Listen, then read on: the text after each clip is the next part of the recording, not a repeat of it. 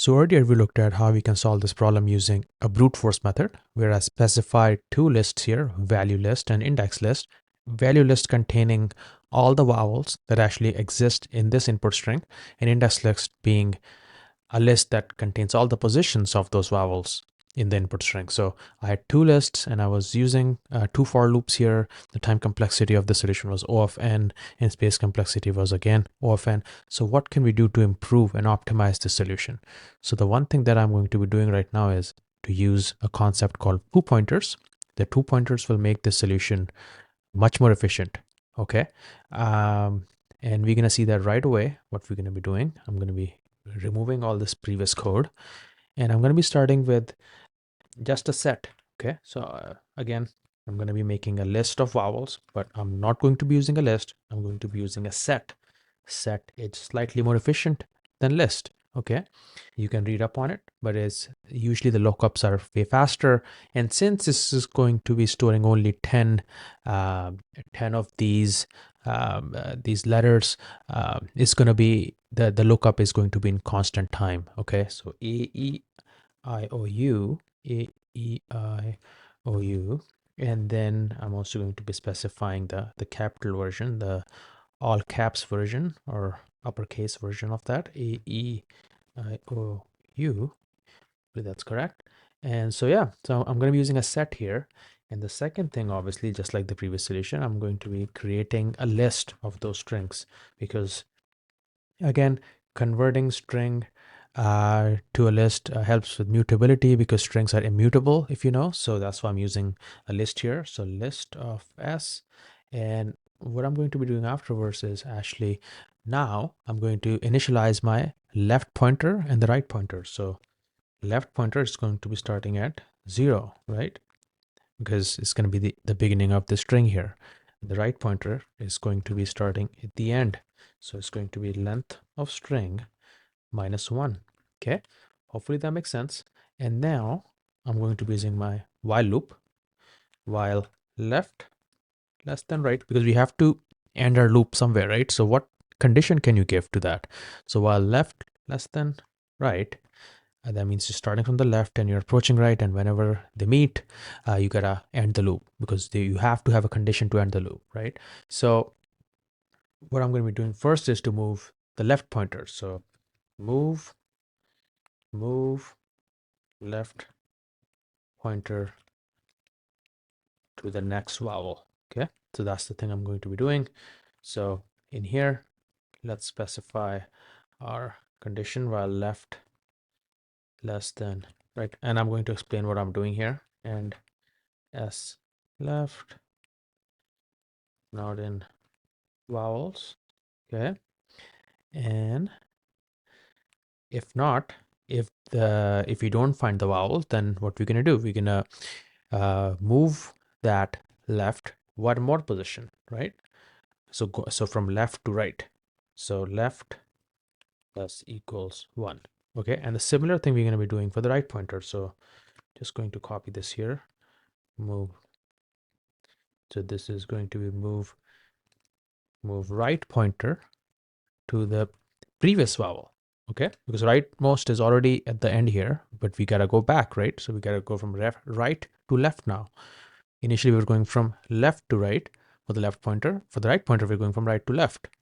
So move right pointer to the left vowel, or I should say previous vowel. Okay, and in here I'm going to have a while loop, while left less than right, and s of right not in vowels. Okay, and how can we make right go towards left? We're going to do right, and we're going to decrement by 1, minus equals 1. Okay, and now while we are done with these two inner loops, now I can just swap the vowels. Okay, so what I'm going to do here is I'm going to do s of left. This will become s of right. Okay, s of right. And likewise, I'm going to be doing it for the right as well, right? I'm just going to reverse that. So I can write this in one line here. So s of left Um, we're just swapping the positions now, and as of right will become as of left. Okay, swapping is done, and let's just say swap vowels here, so it's all, you can understand what's going on. And then for this outermost loop here, we're going to do left plus equals 1, right plus equals 1, and when we come out of the loop, and you know why we're doing this, right? So because again, we are traveling from left to right, and for the right pointer we're traveling from right to left, so this is going to be minus actually here. And now when we are done with our main loop here, we can just do return, because it was a list, but they're actually asking for a string. So return join string. So this converts uh, converts list back to string. Okay. Um, so hopefully this makes sense here, and let's see if this is the right solution. And that is the right solution, accepted. Now let's submit this. Yeah, it looks good. Uh, runtime complexity beats 91.42%, which is awesome. Memory is much better now. It beats 68.64%. So that's good. Now let's cover what's going on here. So we had this. I use a set here instead of list, which is already very efficient. But even if you would have used list, it would have been fine. Since it's such a small thing.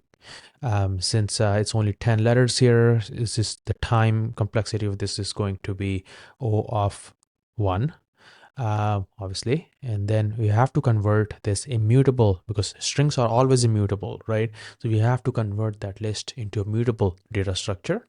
So we use list here. So that we can parse the letters and stuff inside that string. Obviously I'm initializing my left and right pointers here. Left equals 0, right equals length of the whole string minus 1, so that it goes to the end of the string.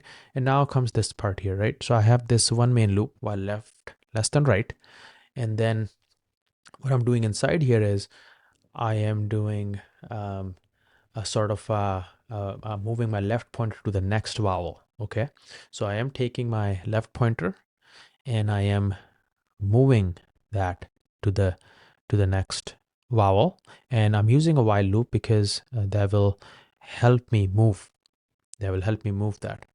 And I'm also doing the similar thing for the right pointer, where I'm moving right pointer to the previous vowel. I'm using again a while loop. While left less than right, we have to have that condition still, and as of right not in vowels, and then I'm decrementing my right here. And then when we're done with that, swap vowels. If we're going to do here is we do find a vowel, we're going to come out of this loop, we're going to go to this loop, we're going to do that calculation, and then if we come out of that, then we're going to swap the vowels. So s of left becomes s of right, s of right becomes s of left. And again, for the main outer loop here, we have to increase the left, so it travels from left to right. You have to decrease the right, so it travels from right to left. And then in the end, like we did previously, you have to convert the list into a string, right? Because the answer that they're asking for is a string. So we did that, and we got our solution.